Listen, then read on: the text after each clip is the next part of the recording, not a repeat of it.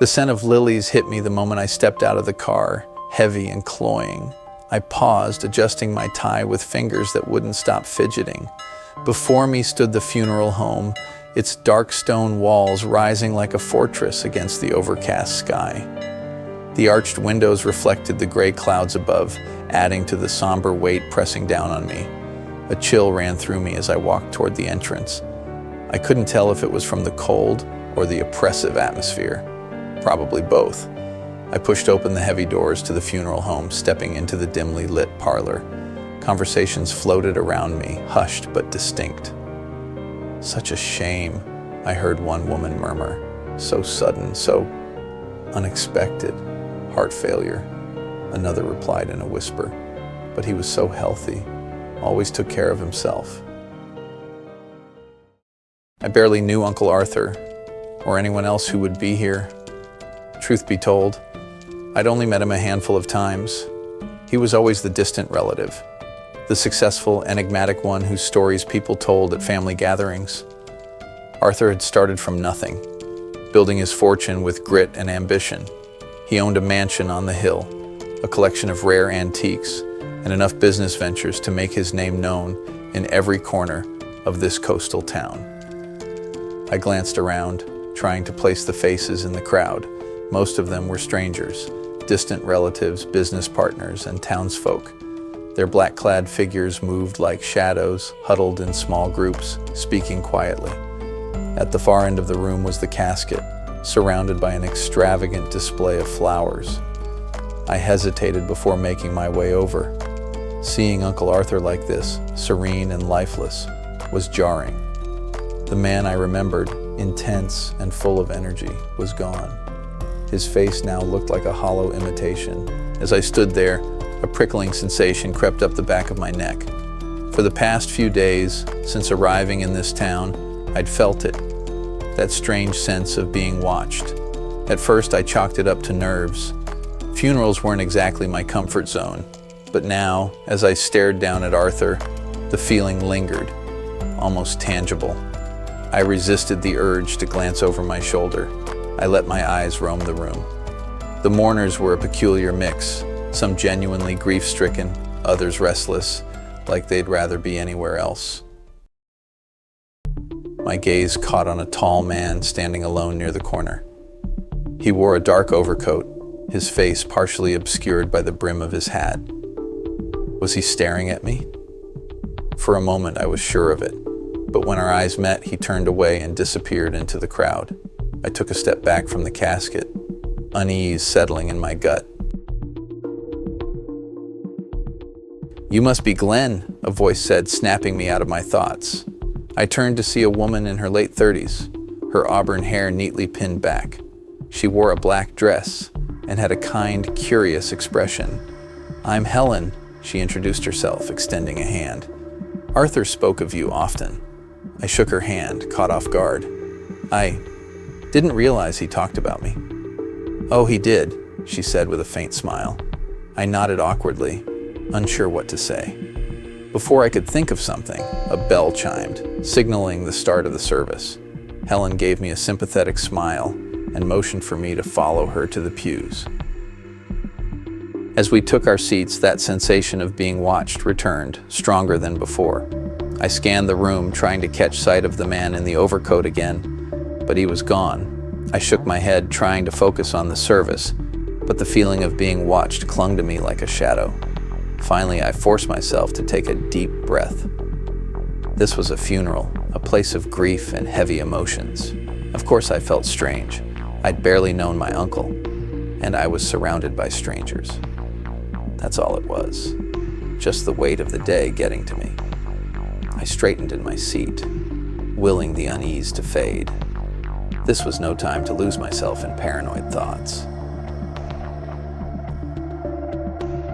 The crisp evening air stung my face as I stepped out of the funeral home.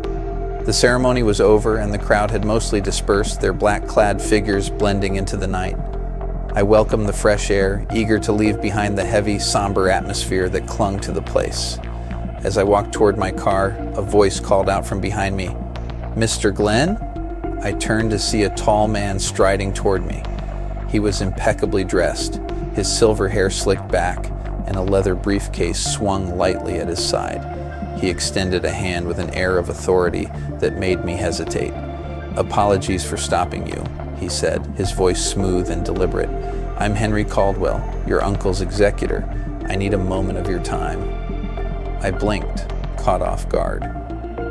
Sure." Henry gestured toward a bench under a nearby street lamp. "It's about Arthur's will. I believe you're mentioned in it." My curiosity flared. I followed him to the bench, my steps a little slower than his brisk pace. Once we sat down, he opened his briefcase with precision, pulling out a thick envelope and a stack of papers. "Arthur's passing was sudden," Henry began, his tone both professional and sympathetic. "But he left very specific instructions regarding his estate. I've been trying to get in touch with you since your arrival." He laid out a document in front of me, his eyes meeting mine. "As one of his few close family members, Arthur has left you quite the inheritance on a condition." "A condition?" I asked, leaning in slightly, my pulse quickening. "If you agree to reside in this town for a period of time, you'll inherit one of his companies, a significant portion of his wealth," he said, pausing for effect. My breath caught. "The company? Money?" My voice came out steadier than I felt, though I could hear the disbelief creeping in. Henry nodded, his expression unchanging. "Yes, however, there's an additional request tied to this arrangement." "What kind of request?" For the first time, Henry's polished demeanor wavered, just slightly. He pulled out a plain white envelope with the word instructions written across it in bold, slanted handwriting. "The details are in here," he said, holding it up. "Arthur was a peculiar man. His will specifies that this request must be honored. However, the company's resources will assist you, if necessary." "That's vague," I said, narrowing my eyes. Henry glanced at his watch, his calm exterior returning. "Unfortunately, I don't have time to explain further. I have another engagement. If you're willing to accept, you'll need to sign here." He placed the document and a pen on the bench between us. I stared at the papers, my mind racing. Everything I'd never thought I'd have, all handed to me on a silver platter, and all I had to do was stay in town and honor some cryptic request. I hesitated, my eyes flicking between Henry and the envelope. The offer was too good to pass up, wasn't it? "All right," I said finally, picking up the pen and scrawling my name at the bottom of the document. Henry took the papers, slipping them back into his briefcase with a nod of approval. His expression softened slightly as he handed me the envelope. "Congratulations, Mr. Glen," he said. "I'll be in touch with more details." Without another word, he stood and walked off, disappearing into the night. I sat there for a moment, the envelope heavy in my hand. A strange mix of exhilaration and unease churned in my gut. Sliding into the driver's seat of my car, I placed the envelope on the passenger seat. It sat there, silent and foreboding. My curiosity gnawed at me as I ran my fingers along the edge of the seal. "Instructions," I muttered under my breath. What could be so important that it required this level of secrecy? Just as I began to tear it open, my phone rang, the sharp tone cutting through my thoughts. I jumped, fumbling for the device. As I spoke on phone, I started driving and absently reached over and slid the envelope into the glove box, out of sight but not out of mind. The road stretched on ahead of me, the trees lining it tall and dark, their branches clawing at the sky. With each passing mile, the light faded, the faint glow of dusk giving way to the oppressive blackness of night.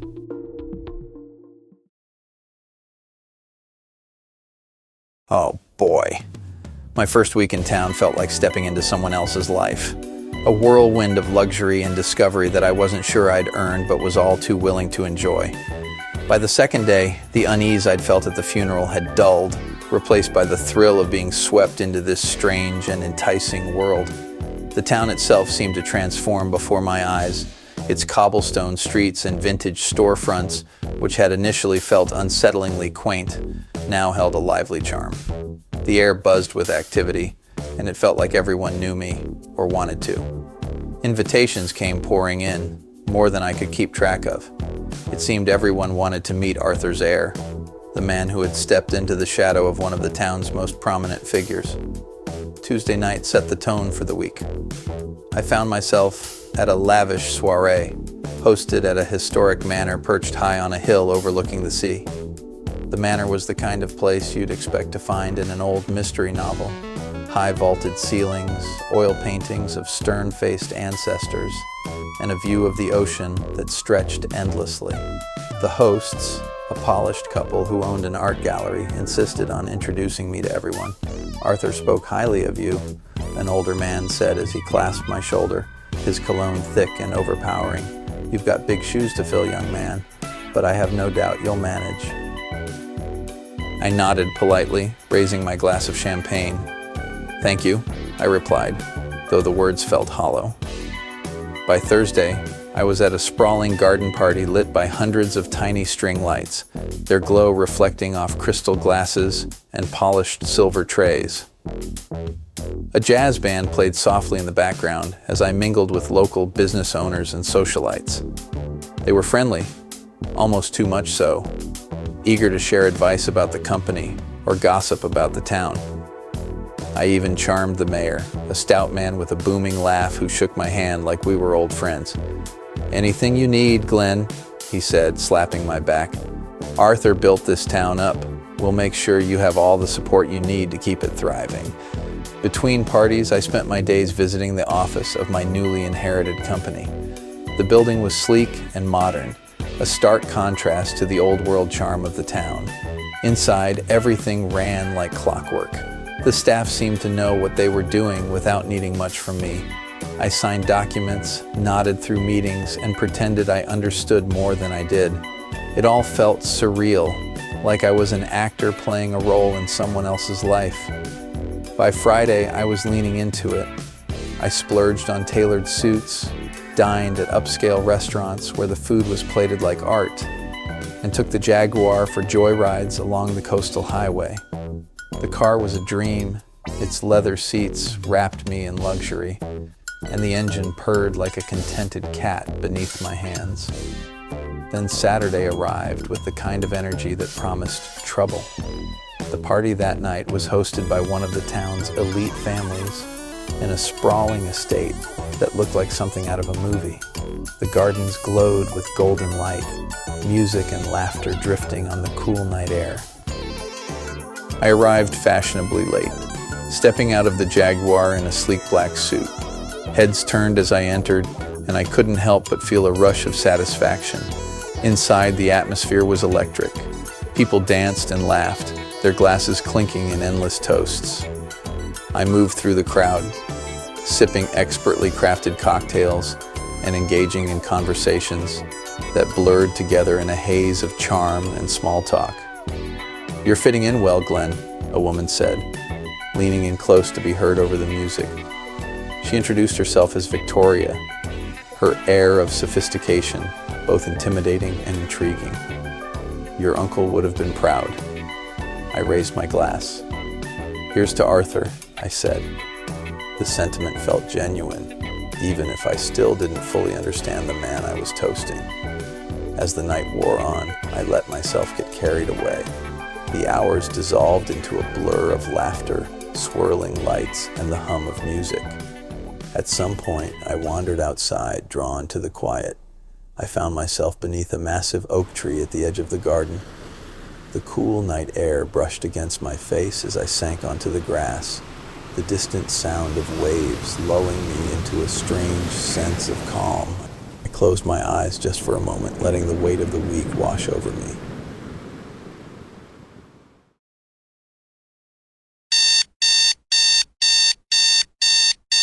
The sharp ring of my phone tore me out of a deep, dreamless void, leaving me disoriented and groggy.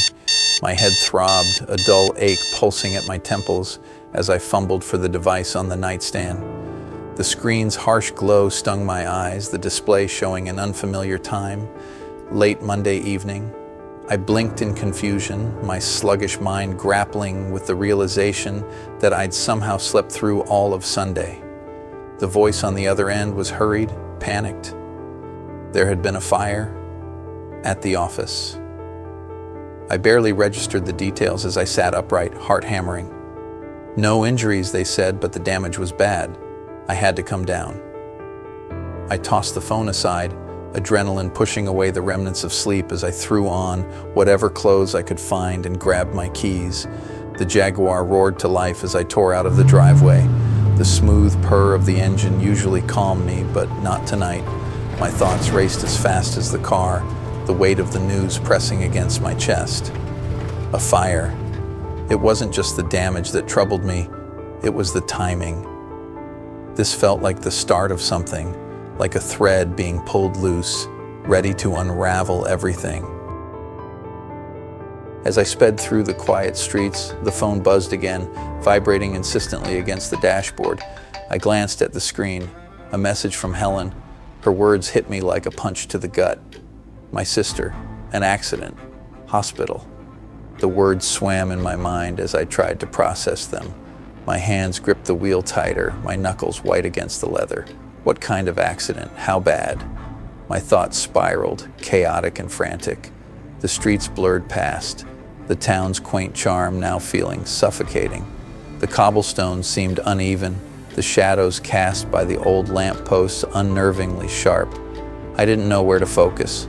On the fire, on my sister, on the gnawing sense that the control I just started to feel over my life was slipping away faster than I could hold on. As I approached an intersection, the phone buzzed again.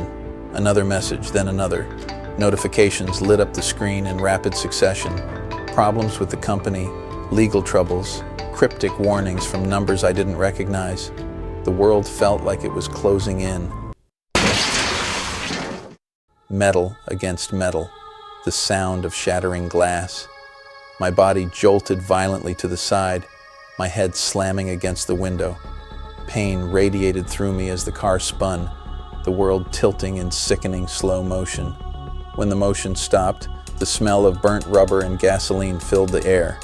My vision blurred, shapes and shadows merging into a chaotic haze. Through the jagged remains of the windshield, I could just make out a figure. Another driver shouting something. Their voice sounded muffled, distant, like I was hearing it through water. I tried to move, but my body refused. Every muscle felt heavy, pinned by an invisible force. My head swam, my thoughts slipping away as the cold air seeped into the car. Somehow, I found myself on the asphalt. The chill of the ground against my cheek was undeniable. The faint wail of sirens drifted through the darkness, growing closer but feeling infinitely far away. As my vision dimmed, the weight of the night pressed down on me. A single thought lingered in my mind, sharp and bitter against the fading edges of my consciousness. What is happening? The question echoed, unanswered, as my world dissolved into darkness.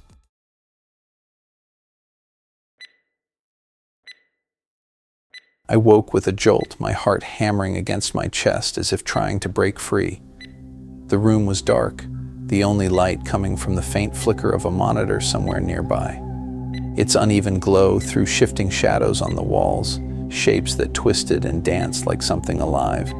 My entire body ached, a dull, all-encompassing pain radiating from my limbs. I tried to move, but it was like my body wasn't mine anymore. I couldn't lift so much as a finger, as if some invisible weight pinned me to the bed. Where am I? I managed to whisper, my voice barely audible. A shiver crawled up the back of my neck, sharp and cold. I felt it before I saw it, an unnatural presence lurking in the room, thick and suffocating. My breath caught in my throat as my vision began to adjust to the dimness. Then I saw them. Two glowing eyes, burning yellow and red, stared at me from the corner of the room. They blinked slowly, deliberately, and terror surged through me.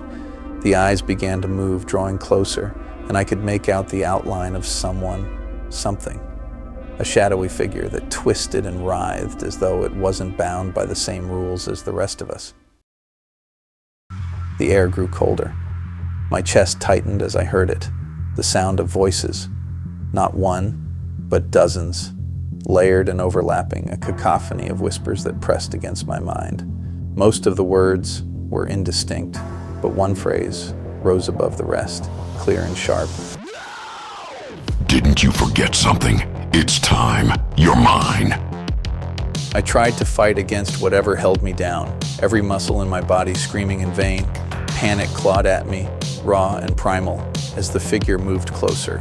It stepped forward with the slow, deliberate confidence of a predator savoring its prey. You're coming with me. The voice whispered, low and cruel, dripping with dark joy. A clawed hand reached out and pressed against my chest. The pressure was unbearable, suffocating, as though it intended to crush the very life out of me. My body refused to move, my mind screaming for escape, as the shadows around me seemed to grow and swirl, ready to swallow me whole. Just as the darkness began to consume me, the sound of the door creaking open shattered the suffocating silence. The creature hissed, its eyes narrowing with a furious glow before vanishing into the shadows as quickly as it had appeared. In the doorway stood a tall man, his silhouette outlined faintly by the hallway light. My heart skipped a beat as I recognized him, the man from the funeral, the one who had been watching me from the corner of the room. "You need to get up," he said, his voice calm but urgent. "We don't have much time." I tried to move again, but my body still felt like it was weighed down by something unseen. "I can't," I stammered, my voice barely audible. The man strode toward me, his movements sharp and deliberate. He grabbed my arm and pulled me upright with surprising strength, as though the invisible weight was nothing to him. "Listen to me," he said, his tone leaving no room for argument. "They're coming. You need to get out of here. Now." Before I could process what was happening, the door slammed shut behind us, plunging the room into complete darkness. Then, out of nowhere, something slammed into me, hurling me against the wall with such force that it knocked the breath from my lungs. A guttural laugh echoed through the room, low and chilling. The shadowy figure materialized once more, its glowing eyes locking onto mine with terrifying glee. Oh, I like this one so much. Its voice reverberates with malice. The tall man stepped forward, his voice rising in a desperate shout. "No, he still has little time."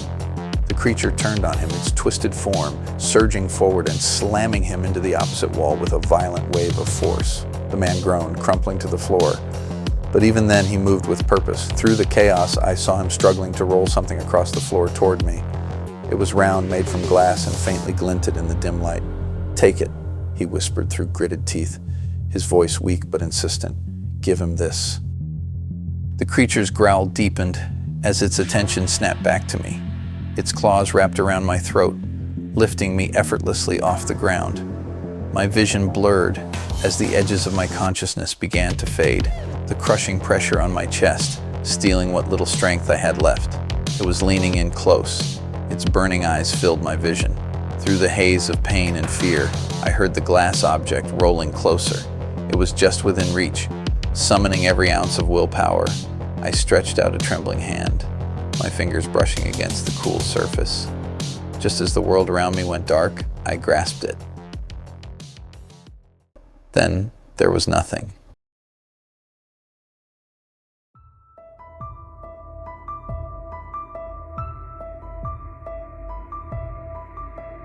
The engine purred softly, the rhythmic hum filling the silence as I navigated the empty rural road. The headlights cut through the oppressive darkness, illuminating the endless stretch of cracked asphalt ahead. Dense trees loomed on either side, their bare branches twisting and clawing at the night sky like skeletal fingers. I kept my eyes fixed on the road, though it took every ounce of willpower to avoid glancing at the rearview mirror. I didn't need to look. I could feel it. The air inside the car was heavy, thick with an unnatural presence that made it hard to breathe. A faint metallic tang lingered in the back of my throat, an otherworldly scent that I couldn't quite place. Eventually, I couldn't resist anymore. My gaze flicked to the rearview mirror, a shadowy figure lounging in the back seat, its outline vague and shifting. as though it didn't belong to this plane of existence. The creature's eyes, which had burned like molten gold the last time I'd seen them, now glowed faintly amber, dulled but still menacing. They pierced the dimness like smoldering embers, fixed on me with an unsettling calm. Its clawed hand rested lazily on the armrest, the talons long and sharp, each one catching the faint light from the dashboard. In its other hand, it held a glass, swirling a pale liquid with unsettling elegance. The motion was slow and deliberate, the fluid gleaming faintly in the dark. Smooth ride.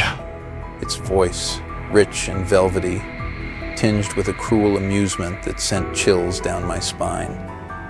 The sound filled the car, seeming to come from everywhere and nowhere all at once. I gripped the steering wheel so tightly my knuckles ached, every nerve in my body screaming at me to stop the car, to run. But I knew better. Running wouldn't do any good. This thing wasn't bound by the limits of the physical world. It raised the glass to where I assumed its mouth should be, though the shadows surrounding its face refused to part. The faint clink of glass against sharp teeth reverberated through the cabin, making my stomach churn. I couldn't speak. My throat was dry and my breath came in shallow gasps. My mind raced, each thought tumbling over the last in a chaotic spiral. My seemingly final thoughts chased memories of my sister in trouble, or memory about beautiful and kind woman I met at the funeral over a week ago. Somehow my hand moved to the glove box, the motion shaky and hesitant. The envelope was still there, its presence as oppressive as the entity in the back seat. My fingers brushed against its edge, and for a moment I froze. Go on, open it. The creature chuckled softly, its tone dripping with mockery. I swallowed hard, my fingers trembling as I pulled the envelope out. It felt heavier than it should have, the weight of the secrets inside pressing against my chest. With a deep, unsteady breath, I tore it open. Inside was a single sheet of paper, a cryptic poem, and signed by me. The words were twisting in my mind as I read them aloud in a barely audible whisper as they echoed in the back seat.